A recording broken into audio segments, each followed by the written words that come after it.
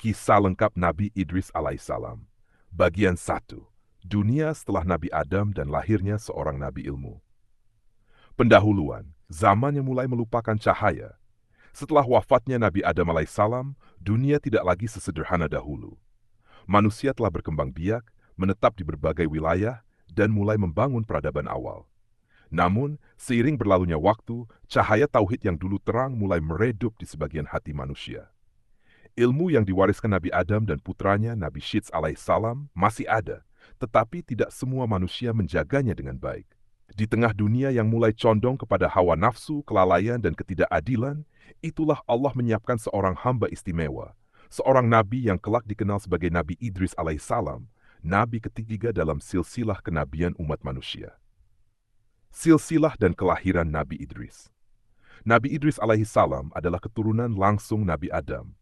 Menurut mayoritas ulama tafsir dan sejarah Islam, silsilah beliau adalah Idris bin Yarid bin Mahlail bin Kinan bin Anusi bin Syits bin Adam alaihimussalam. Ia lahir di wilayah Babilonia, Irak kuno, sebuah daerah yang kelak dikenal sebagai pusat peradaban awal manusia. Sejak kecil, Idris tumbuh dalam lingkungan keluarga yang menjaga ilmu dan ajaran tauhid. Ayahnya dikenal sebagai orang saleh dan alim, sehingga sejak dini Idris telah dibiasakan dengan ibadah, renungan, dan pencarian makna hidup. Makna nama Idris. Nama Idris diyakini berasal dari kata darasa, yang berarti belajar dengan tekun, mendalami, dan menelaah. Nama ini bukan tanpa sebab. Sejak kecil, Idris dikenal sebagai anak yang sangat mencintai ilmu, tekun belajar dan merenung, tidak puas dengan pengetahuan yang dangkal, selalu bertanya tentang Allah, alam semesta, dan tujuan hidup manusia. Para malaikat yang menyaksikan kehidupannya pun kagum pada kesungguhan Idris dalam menuntut ilmu dan beribadah. Masa kecil yang berbeda. Berbeda dengan anak-anak seusianya, Nabi Idris kecil tidak banyak menghabiskan waktu untuk permainan. Ia lebih senang duduk bersama orang-orang saleh, mendengarkan kisah Nabi Adam dan Syits, serta mencatat pelajaran-pelajaran penting. Ia dikenal jujur, pendiam, dan sangat menjaga lisan. Ketika orang lain berbicara sia-sia, Idris memilih diam. Ketika orang lain berselisih, ia menjadi penenang. Akhlaknya membuat banyak orang tua berdoa agar anak mereka kelak seperti Idris. Ilmu yang dianugerahkan Allah. Ketika Idris mencapai usia dewasa, Allah menganugerahkan kepadanya ilmu yang sangat luas, melebihi manusia pada zamannya. Dalam berbagai riwayat disebutkan bahwa Nabi Idris adalah manusia pertama yang sapo, pandai membaca dan menulis dengan pena. 2. Mengenal ilmu hisab dan perbintangan. Menjahit pakaian sendiri, sebelumnya manusia hanya memakai kulit binatang. 4. Menyusun hukum dan aturan kehidupan. Mempelajari rahasia waktu, musim, dan peredaran bintang. Ilmu ini tidak menjadikannya sombong, justru semakin membuatnya tunduk dan takut kepada Allah. Pengangkatan sebagai nabi. Ketika kerusakan moral mulai tampak jelas, kezaliman merajalela, manusia mulai melanggar aturan Allah dan hawa nafsu dijadikan Tuhan, Allah Tuhan mengangkat Idris sebagai nabi dan rasul untuk menyeru manusia kembali ke jalan yang lurus. Allah berfirman, open quote, dan ceritakanlah Muhammad kisah Idris di dalam Al-Quran. Sesungguhnya ia seorang yang sangat membenarkan dan seorang nabi. Close quote. Nabi Idris menerima wahyu berupa 30 lembar suhuf yang berisi petunjuk tauhid, hukum keadilan, ibadah dan tata kehidupan manusia. Dakwah Nabi Idris memulai dakwahnya dengan cara yang lembut namun tegas. Ia menyeru kaumnya untuk menyembah hanya kepada Allah, menegakkan keadilan, menjauhi kezaliman dan kemaksiatan, menjaga akhlak dan ilmu, tidak mengikuti hawa nafsu. Ia berdakwah siang dan malam, di pasar, di rumah, dan di tempat ibadah. Suaranya tenang tetapi pesannya menusuk hati. Penolakan dan perlawanan. Namun, tidak semua manusia menerima dakwahnya. Banyak pemimpin dan orang berkuasa merasa terancam. Mereka menolak ajaran Nabi Idris karena takut kehilangan kekuasaan, tidak ingin tunduk pada hukum Allah, terlalu mencintai dunia. Sebagian bahkan mengolok-oloknya, menyebut Idris sebagai orang yang terlalu suci dan terlalu serius. Namun Nabi Idris tetap sabar. Kesabaran seorang nabi. Nabi Idris adalah teladan kesabaran. Ia tidak membalas keburukan dengan keburukan. Ia berdoa untuk kaumnya, menangis di malam hari, dan bermunajat memohon agar Allah memberi hidayah kepada mereka. Ia berkata kepada kaumnya, open quote, aku tidak meminta upah dari kalian. Aku hanya ingin kalian selamat, close quote. Pengikut setia dan awal peradaban ilmu. Meskipun banyak yang menolak, ada pula sekelompok kecil manusia yang beriman dan setia. Bersama mereka, Nabi Idris membangun komunitas berlandaskan ilmu, ibadah, disiplin keadilan. Disinilah peradaban ilmu mulai tumbuh dengan tertib dan terarah. Bagian 2. Benturan kebenaran dan kezaliman. Awal konflik besar. Seiring berjalannya waktu, dakwah Nabi Idris alaihi salam mulai menunjukkan hasil. Jumlah orang beriman perlahan bertambah. Mereka bukan hanya mengikuti ajaran tauhid, tetapi juga mulai hidup dengan tertib, jujur, dan berilmu. Hal ini menimbulkan kecemburuan dan ketakutan di kalangan pemimpin zalim. Para penguasa pada masa itu hidup dalam kemewahan, memeras rakyat, dan menegakkan hukum berdasarkan hawa nafsu. Kehadiran Nabi Idris dianggap sebagai ancaman nyata terhadap kekuasaan mereka. Mereka berkata satu sama lain, open quote, jika Idris dibiarkan, manusia akan mengikuti aturannya, bukan aturan kita. Close quote. Sejak saat itu, penentangan berubah menjadi permusuhan terbuka. Fitnah terhadap Nabi Idris, para pemimpin zalim mulai menyebarkan fitnah. Mereka menuduh Nabi Idris sebagai pemecah belah masyarakat, tukang sihir, orang yang mengada-adakan aturan, ancaman bagi tradisi leluhur. Fitnah itu disebarkan dari pasar ke pasar, dari rumah ke rumah. Sebagian manusia yang lemah imannya mulai ragu. Namun, Nabi Idris tidak gentar. Ia tetap berdakwah dengan tenang dan penuh hikmah. Mukjizat ilmu dan kebijaksanaan Allah menguatkan Nabi Idris dengan mukjizat yang tidak selalu berbentuk keajaiban fisik, tetapi keajaiban ilmu dan hikmah. Setiap kali Nabi Idris berbicara, kata-katanya, menjawab pertanyaan yang tak terpikirkan, menyelesaikan perselisihan berat, menenangkan hati yang gelisah. Ia mampu memutuskan perkara dengan adil, sehingga bahkan orang-orang yang tidak menyukainya pun mengakui kebijaksanaannya. Hukum dan aturan kehidupan atas wahyu Allah. Nabi Idris mulai menyusun aturan hidup yang jelas meliputi tata cara ibadah, aturan muamalah dan keadilan, pembagian waktu kerja dan ibadah, larangan kezaliman dan penipuan. Inilah cikal bakal sistem hukum manusia yang berlandasnya kekerasan.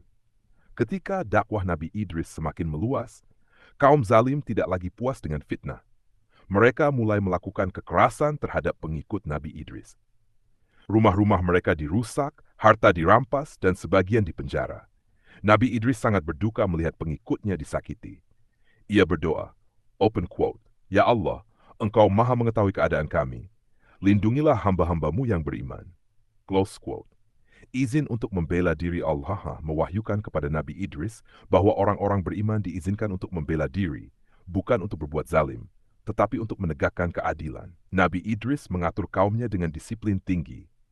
Ia melarang pembalasan dendam, menyakiti orang tak bersalah, keserakahan dalam peperangan. Perlawanan ini bukan perang hawa nafsu, melainkan perjuangan menjaga iman. Kemenangan kebenaran dengan izin Allah, kaum beriman meraih kemenangan atas kaum zalim. Banyak penguasa yang tumbang dan sebagian akhirnya bertaubat. Namun kemenangan ini tidak membuat Nabi Idris lalai. Ia justru semakin memperbanyak ibadah dan syukur. Ia mengingatkan kaumnya, open quote, kemenangan bukan karena jumlah kita, tetapi karena ketaatan kepada Allah. Close quote. Hijrah besar. Setelah kemenangan itu, Allah memerintahkan Nabi Idris untuk berhijrah bersama pengikutnya ke wilayah yang lebih aman dan subur. Hijrah ini bertujuan menjaga iman dan membangun peradaban yang bersih dari kezaliman lama. Perjalanan hijrah ini berat. Banyak yang kelelahan, kelaparan, dan hampir putus asa. Namun Nabi Idris selalu berada di barisan terdepan, memberi semangat dan menenangkan hati. Kota ilmu dan ibadah. Di tempat baru, Nabi Idris membangun masyarakat yang berlandaskan tauhid murni, ilmu pengetahuan, kerja keras, akhlak mulia. Kota itu menjadi pusat pembelajaran, tempat manusia belajar membaca, menulis, berhitung, dan mengenal Allah lebih dekat. Ibadah Nabi Idris. Nabi Idris dikenal sebagai nabi yang sangat rajin beribadah. Dalam sehari, ia membagi waktunya dengan disiplin luar biasa. Sepertiga untuk ibadah, sepertiga untuk mengajar dan berdakwah, sepertiga untuk mengatur urusan umat. Ia sering berpuasa dan menghidupkan malam dengan syalat dan zikir. Pujian Allah untuk Nabi Idris. Allah memuji Nabi Idris dalam Al-Quran. Open quote, dan kami telah mengangkatnya ke martabat yang tinggi. Close quote. Ayat ini menyimpan kisah agung yang akan dibahas pada bagian berikutnya. Penutup bagian 2. Pada bagian 3, Kisah akan memasuki fase paling agung dan misterius. Persahabatan Nabi Idris dengan malaikat, amalan luar biasa Nabi Idris, kisah pengangkatan Nabi Idris ke langit, tafsir Makaman Aliyah. Bagian 3, sahabat malaikat dan pengangkatan ke langit. Seorang nabi yang dicintai langit. Setelah Nabi Idris alaihissalam membangun masyarakat beriman dan adil, kehidupannya semakin dipenuhi dengan ibadah. Ia bukan hanya dicintai manusia beriman, tetapi juga dicintai oleh para malaikat. Amalannya terus naik ke langit, bersih dari riya, penuh keikhlasan, dan syarat rasa takut kepada Allah. Setiap hari, catatan amal Nabi Idris terlihat bercahaya. Para malaikat penjaga langit merasa takjub melihat seorang manusia yang begitu konsisten dalam ketaatan, tidak pernah lalai, dan selalu mendahulukan akhirat daripada dunia. Malaikat yang ingin mengenal Idris. Dalam beberapa riwayat Israiliyat yang dinukil oleh para ulama tafsir, disebutkan bahwa ada seorang malaikat yang diberi tugas mencatat amal manusia. Malaikat ini sering melihat nama Idris berada di barisan teratas orang-orang yang amalnya paling bersih. Malaikat itu berkata, open quote, "Wahai Tuhanku, izinkan aku turun ke bumi untuk melihat bagaimana hambamu Idris beribadah." Close quote. Dengan izin Allah, malaikat itu turun ke bumi dan menjelma sebagai manusia saleh. Pertemuan dua hamba Allah. Malaikat itu menemui Nabi Idris dan berkata, open quote, "Wahai hamba Allah, izinkan aku menemanimu dalam ibadah dan perjalananmu." Close quote. Nabi Idris menerima dengan hati yang lapang, tanpa mengetahui hakikat sahabat barunya. Mereka hidup bersama, beribadah bersama, dan saling mengingatkan dalam ketaatan. Malaikat itu menyaksikan sendiri bagaimana Nabi Idris berpuasa hampir setiap hari, menghidupkan malam dengan syalat, mengajar manusia tanpa lelah, menangis ketika berdoa, hatinya semakin kagum. Permohonan Nabi Idris. Suatu hari Nabi Idris berkata kepada sahabatnya, open quote, "Aku ingin bertanya kepadamu tentang satu hal. Maukah engkau membantuku?" Close quote. Malaikat itu menjawab, open quote, "Tanyakanlah." Close quote. Nabi Idris berkata, open quote, "Aku ingin memperbanyak amal syalihku. Bisakah engkau memohon kepada malaikat maut agar menunda ajalku?" Close quote. Malaikat itu terkejut. Ia tahu bahwa ajal adalah ketetapan Allah yang tidak bisa diubah. Namun ia berjanji akan menyampaikan permohonan tersebut. Naik ke langit, malaikat itu mengungkap jati dirinya dan berkata, open quote, "Aku adalah malaikat. Dengan izin Allah, aku akan membawamu naik ke langit." Close quote. Maka dengan izin Allah, Nabi Idris diangkat ke langit. Inilah peristiwa yang membuat beliau istimewa dibanding nabi-nabi lainnya. Bertemu malaikat maut di langit keempat, Nabi Idris bertemu dengan malaikat maut. Malaikat yang menyertainya berkata, open quote, "Wahai malaikat maut, di manakah ajal Nabi Idris?" Close quote. Malaikat maut membuka catatannya dan berkata dengan heran, open quote, "Aku diperintahkan mencabut ruhnya di langit keempat. Aku bertanya-tanya bagaimana seorang manusia bisa sampai ke sini." Close quote. Saat itulah ruh Nabi Idris dicabut di langit, bukan di bumi. Makna pengangkatan Nabi Idris, Allah berfirman, open quote, "Dan kami telah mengangkatnya ke tempat yang tinggi." Close quote. Para ulama berbeda pendapat tentang makna ayat ini. Satu secara fisik diangkat ke langit, dua diangkat derajat dan kedudukannya, keduanya sekaligus. Namun mayoritas ulama berpendapat bahwa Nabi Idris benar-benar diangkat ke langit dengan jasad dan ruhnya, lalu diwafatkan di sana. Kedudukan di langit keempat. Dalam peristiwa Isra Miraj, Nabi Muhammad SAW bertemu Nabi Idris di langit keempat, membuktikan kemuliaan dan kedudukan tinggi Nabi Idris di sisi Allah. Rasulullah melihat Nabi Idris sebagai sosok yang tenang, bercahaya, dan penuh wibawa. Hikmah besar dari kisah ini. Kisah pengangkatan Nabi Idris mengajarkan bahwa ilmu yang diamalkan mengangkat derajat, keikhlasan lebih mulia daripada jumlah amal. Dunia bukan tujuan akhir, Allah memuliakan hambanya dengan cara yang tidak disangka. Duka umat di bumi. Ketika Nabi Idris tidak kembali ke bumi, umatnya menangis dan bersedih. Mereka kehilangan seorang guru, pemimpin, dan teladan. Namun, ajaran dan ilmunya tetap hidup di tengah mereka. Warisan Nabi Idris. Sebelum diangkat, Nabi Idris telah meninggalkan sistem ilmu dan tulisan, aturan hidup berkeadilan, teladan ibadah dan akhlak, generasi penerus yang beriman. Warisan inilah yang menjadi fondasi peradaban manusia selanjutnya. Kisah lengkap Nabi Idris alaihissalam. Bagian 4. Wafat di langit dan perbedaan pendapat para ulama. Pertanyaan besar umat manusia sejak masa awal Islam hingga hari ini, satu pertanyaan terus dibahas oleh para ulama, mufasir, dan ahli sejarah Islam. Apakah Nabi Idris alaihissalam wafat di langit, ataukah beliau masih hidup hingga kini? Pertanyaan ini muncul karena keistimewaan ayat Al-Quran dan riwayat-riwayat yang menyertainya. Tidak seperti nabi-nabi lain yang wafat di bumi, kisah Nabi Idris berdiri sendiri, penuh misteri dan syarat kemuliaan. Ayat kunci tentang Nabi Idris, Allah berfirman, open quote, dan ceritakanlah kisah Idris di dalam kitab Quran. Sesungguhnya ia seorang yang sangat membenarkan dan seorang nabi, dan kami telah mengangkatnya ke tempat yang tinggi. Maryam 56-57, close quote. Kata makaman yang tinggi menjadi pusat perbedaan tafsir. Pendapat pertama, diangkat dan diwafatkan di langit. Mayoritas ulama tafsir klasik seperti Ibnu Katsir, Al-Qurtubi, At-Tabari berpendapat bahwa Nabi Idris diangkat ke langit secara fisik, lalu diwafatkan di sana, tepatnya di langit keempat. Pendapat ini dikuatkan oleh satu riwayat pertemuan Rasulullah SAW dengan Nabi Idris saat Isra Miraj, kisah malaikat maut yang mencabut ruhnya di langit. 3. Tidak adanya riwayat bahwa Nabi Idris turun kembali ke bumi. Menurut pendapat ini, Nabi Idris telah wafat, namun wafatnya terjadi di tempat yang sangat mulia. Pendapat kedua, masih hidup hingga akhir zaman. Sebagian kecil ulama dan riwayat Israeliat menyebutkan kemungkinan Nabi Idris masih hidup di langit, sebagaimana Nabi Isa alaihissalam. Namun pendapat ini lemah, karena tidak ada dalil sahih yang tegas. Al-Quran tidak menyebutkan Nabi Idris akan turun kembali. Hadits sahih lebih condong kepada wafatnya beliau. Oleh karena itu, mayoritas ulama tidak menguatkan pendapat ini. Pendapat ketiga, pengangkatan derajat bukan jasad. Ada pula ulama menafsirkan bahwa pengangkatan Nabi Idris bersifat maknawi, yaitu pengangkatan derajat, pengangkatan kedudukan, pengangkatan nama dan kemuliaan. Namun tafsir ini dianggap tidak mencukupi, karena ayat menyebut makaman, bukan sekadar derajat. Hadits Isra Miraj menunjukkan keberadaan fisik di langit. Kesimpulan Ahlus Sunnah, kesimpulan paling kuat menurut Ahlus Sunnah wal Jamaah adalah, open quote, Nabi Idris alaihissalam diangkat ke langit secara fisik dan diwafatkan di sana, dengan kemuliaan yang tidak diberikan kepada manusia biasa. Makna wafat yang mulia. Wafat Nabi Idris di langit bukan sekadar kisah luar biasa, tetapi simbol besar bahwa amal syali dapat mengangkat manusia melebihi batas dunia. Ilmu dan keikhlasan membuka pintu langit. Allah memuliakan hambanya sesuai ketakwaannya. Nabi Idris tidak dimuliakan karena kekayaan atau kekuasaan, tetapi karena ketaatan total kepada Allah. Warisan spiritual Nabi Idris.